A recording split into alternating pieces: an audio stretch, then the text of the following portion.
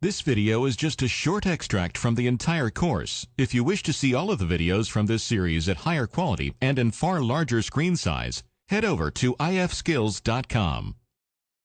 Outlook as an email program can actually handle more than one email account. You can see from our left-hand side folder structure in the mail section that we have one email account within here, and that is training@nybikes.co.uk.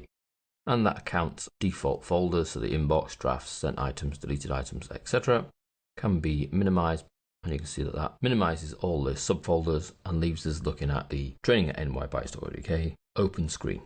Outlook Today is what it's referred to as, and we can expand that back out. Now we can add additional accounts. To add a new email account, we go to File, Account Settings, then Account Settings. That brings us to our account settings, and we can see in the Email tab, which is where the email accounts are held, we have our one email account. We'd like to add a new one, so we click New. The email accounts are broken into three groups really. A normal email account is this section here, which is either based on Microsoft Exchange, POP3 or IMAP. It's a text messaging account, or it's an other type of account. Well, it's a main email type of account, so this top option. Next. Now, if you'd like Outlook to search for the account settings, you can get away with putting the minimum in of your name, your email address, and the password. And Outlook will attempt to contact your ISP and make the connection and pull down the right account settings.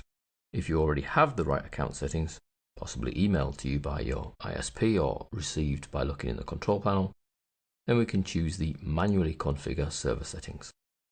Next. Is it internet email? So it's either POP or IMAP. Is it a Microsoft Exchange type of email address? Is it text messaging, or is it other? It's an internet email account I'm trying to set up. Next. What's your name?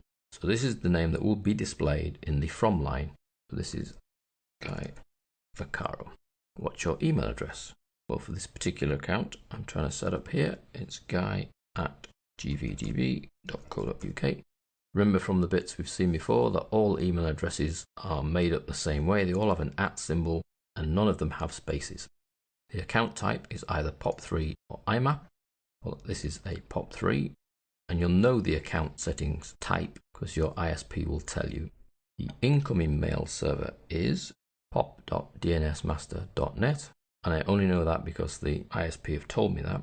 And the outgoing mail server is smtp.dnsmaster.net.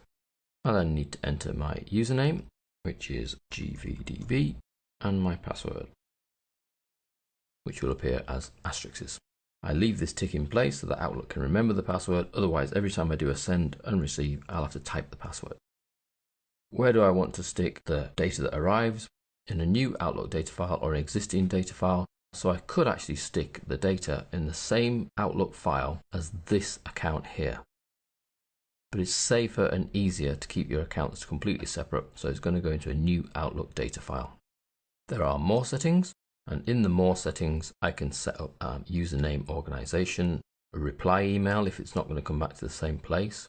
This is the name of the account here, so that's effectively what appears up here in Outlook. So I'm going to put gvdb. The outgoing server. This may require a tick. You may find that your outgoing mail server requires authentication. If it does, then you'll find that you're not able to send an email and you need to come into this box here and place a tick in here.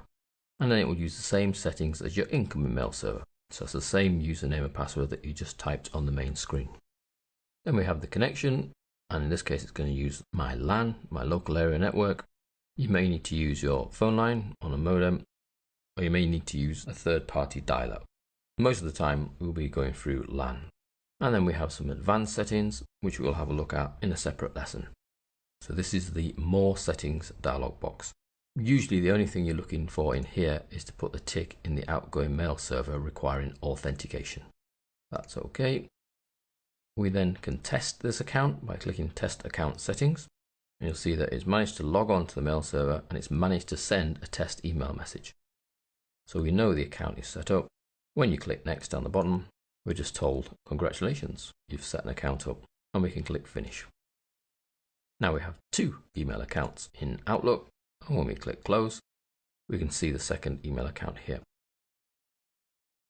So we have an inbox for training@nybytes.co.uk and another one for guy@gvdb.co.uk. However, I changed the account name here so it doesn't display the email address, it just displays GVDB. But if we have a look, and then we have the inbox. So that's two mail accounts on the same Outlook. Now there is no restriction on the number of mail accounts you can add to Outlook. It's the same mechanical process. File, account settings, new. And then you need to decide the type of mail account and fill in the requisite areas.